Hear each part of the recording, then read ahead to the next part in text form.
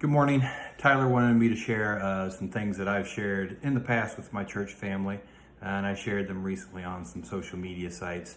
It's my testimony. Um, I've been a Christian for most of my life, but I didn't really get serious about being a Christian until I was a teenager. I was probably about 17. As a lot of you know, Tammy and I have dated since I was 14 years old, since I was a freshman in high school. And about 17 or so, we decided to dissolve our relationship. It was a mutual thing, and I think it was an important growing thing for both of us, especially for me, because during that time, I began to question God, who He was in my life. I had a life-changing experience during that time. I grew up on a farm, and I had to do chores after I was home from school, like many farm kids do. One of the things Dad wanted me to do one night when I got home from school was take a tractor from the farm we lived on to my grandfather's farm, which was just a mile down the road. He worked at a factory in the evenings, and in the mornings he would farm, so I was obviously at school in the mornings. So he needed the tractor down at the other farm in the morning. So he wanted me to take it down as part of my chores for the night. So I did that, but of course there was no one to transport me back once I did that. So I just had to walk back to our farm. When I did that, back in that time too, in that area, dogs were a little different than what they are now. They don't sleep on beds in front of fireplaces in our living rooms. They slept on porches and in barns. And so when I was walking that mile or so back to our house, I wanted to take a stick with me or something to keep any dog away from me that might come up. I grabbed a stick that we used actually in the field for cutting weeds down in beans. It had a little sickle knife on the end of it that you use to cut beans down when you walk through the beans, or cut weeds down in the beans when you walk through the beans. So I was carrying this stick with a knife on it, and I was walking down the road. And I was a bit angry at God that evening, and I told Him that if he didn't show me that He existed, that I was going to be done with Him, which was against everything that I had learned and against really my heritage. I walked a little bit further and I saw a can in the ditch, and I took that stick with that blade on it and I smacked that can. Well, it was a beer can, and it actually happened to be a full can of beer, and it sprayed all over. And I chastised God that this was the world that He had created, and this trash and liquor and all over the place. So I walked a little bit further. I was about halfway home, and it started to rain. I just thought this was further proof that God really didn't care about me, that I didn't matter to Him. If anything, it almost looked like He was showing me that I really didn't matter to Him. As I got about 3/4 of the way home, I crossed over to the other side of the road.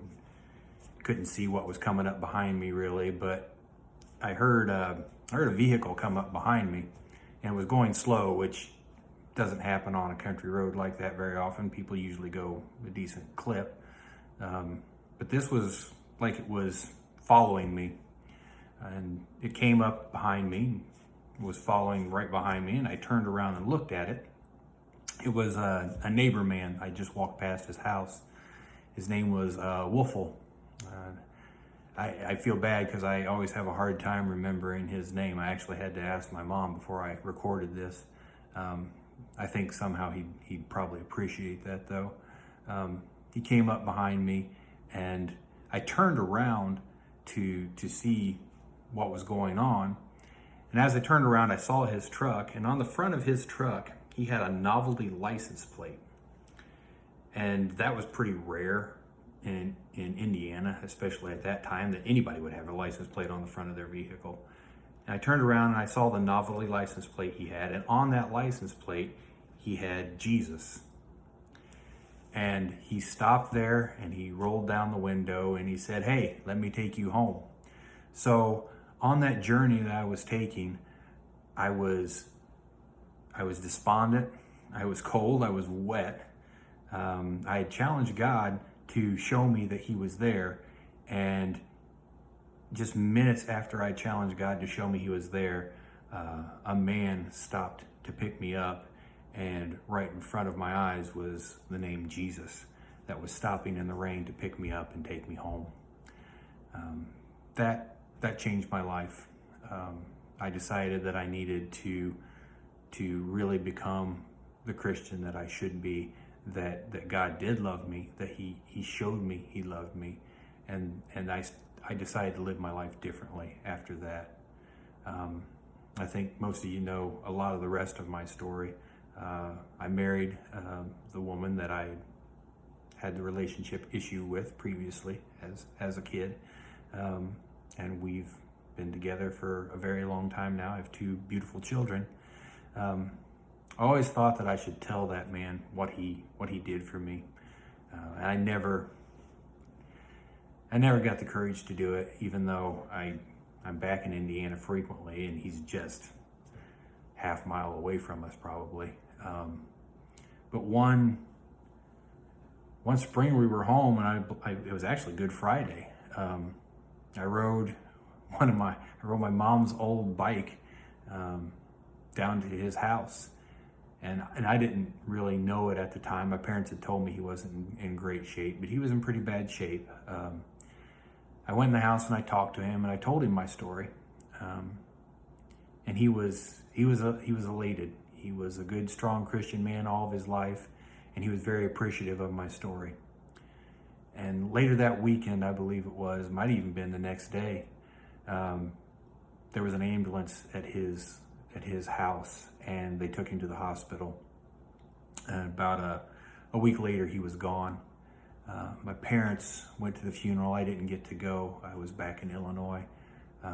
But his kids told my parents that during his last few days in the hospital, anybody that came into his room, he would tell the story about how he picked me up on the road, and that changed my life. So that was a very, very good thing for me that I did actually share my story with him before he passed on. And I'm glad that he got joy out of it. As I was thinking about sharing this and talking about this, as Tyler wanted me to, I wanted people to know that it really wasn't some fairy tale story. It wasn't, oh, I had this experience and my life changed and everything became easy after that. It didn't. My life did change, but it didn't necessarily become any easier. It just really changed my perspective. I listen to this song a lot. It's one of my favorite songs. It's actually by a man named Rich Mullins, who grew up the same high school I went to in rural Indiana. We called him Wayne Mullins at the time. None of us knew him as Rich until he went out and started recording music. But it's called If I Stand.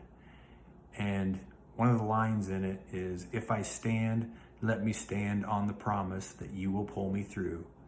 But if I can't, let me fall on the grace that first brought me to you."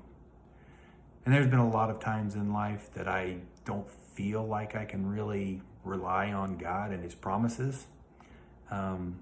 We lost a young man in our church once that I'm still angry at God about. My wife has had terrible health problems that lasted for a long time that we finally got through. And through all those times when you question God, it was easy to forget about all the things that he promises us as his believers. But the one thing I couldn't forget through all of that was that time that I spent on the road and the grace that he showed me there. That was the grace that brought me to him, and that I'll never forget. So that's what Tyler wanted me to share, and I wish you all a good and happy Easter.